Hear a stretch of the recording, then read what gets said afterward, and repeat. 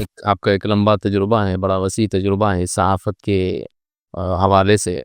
آپ دیگر ممالک کا بھی دورہ کیے ہیں، جیسے کیا وہ ویلیوز اس وقت انٹرنیشنل لیول پر برقرار ہیں، یا پھر جو ہے اس میں بھی کچھ تبدیلی آئی ہے بین الاقوامی سطح پہ؟ دیکھیے، بین الاقوامی جب ہم پڑھا کرتے تھے، جب ہم طالب علم تھے، کمرے جماعت میں جاتے تھے، تو اس وقت B B C, C N N کو مطلب جانا جاتا تھا۔ یہ دو نام ایسے تھے۔ اسی سی این این پر ہم نے وہ رپورٹ بھی دیکھی تھی 1991 میں۔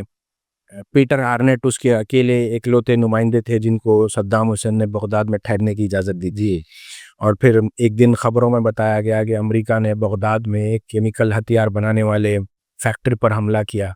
دوسرے دن میں شاید نام صحیح بتا، پیٹر آرنیٹ ہی ہے جہاں تک مجھے یاد پڑتا ہے، آپ گوگل پہ سرچ کریں گے صحیح نام مل جائے گا۔ تو سی این این کا وہ نمائندہ اس ملبے پر ٹھہرتا ہے اور جھک کر بیٹھ کر نیچے ملبے پہ جو مٹی یا گرد ہے وہ اس کو انگلی سے لگا کے اپنی زبان پر رکھتا ہے کہ یہ کوئی کیمیکل ہتھیار بنانے والی فیکٹری نہیں، بلکہ بچوں کا دودھ یہاں پر بنتا تھا، دودھ بنانے والی فیکٹری تھی۔ تو وہ بھی صحافت تھی۔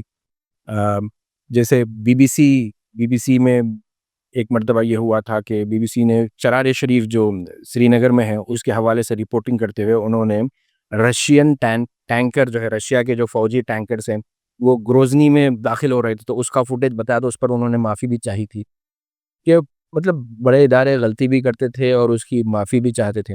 لیکن اب جو 20-25 برسوں میں جو صحافت بدل گئی، ابھی حالیہ عرصے میں ہم نے دیکھا 1 سال سے زائد عرصے تک غزہ پر بمباری ہوتی رہی، اور اس دوران بی بی سی نے بھی وہاں پر رپورٹنگ کی، بٹ وہ رپورٹنگ ایمبیڈڈ تھی، یعنی جو اسرائیلی فوجی ٹینک تھے ان کے ساتھ بی بی سی نے وہاں پر سفر کیا۔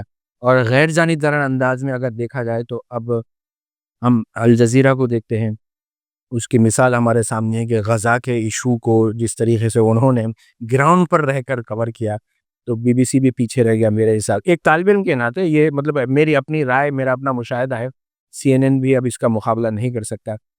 میں آپ کو جہاں پر پہلی خلیجی جنگ کی بات کیا، اس کے بعد ایک دوسری خلیجی جنگ جو خطئی جنگ تھی، جس کے بعد صدام حسین کی خاتمہ ہوا حکومت کا 2003 میں، اس وقت یہ تصور ہے ایمبیڈڈ جرنلزم کہ آپ اگر جنگ جہاں پر چل رہی ان علاقوں میں اگر آپ کوریج چاہتے ہیں تو آپ کو ہمارے فوجی ٹکڑیوں کے ساتھ سفر کرنا ہوگا۔ آپ آزاد ہیں رپورٹ کرنے کے لیے، بٹ ہماری سیانت، ہماری سیکیورٹی کو مد نظر رکھتے ہم یہ چاہتے ہیں آپ رپورٹ فائل کرنے سے پہلے ہمارے جو کمانڈر ہیں ایک مرتبہ ان سے آپ جو ہے سو اپروول کروا لیں۔ تو یہ ایمبیڈڈ صحافت ہو گئی عالمی سطح پر۔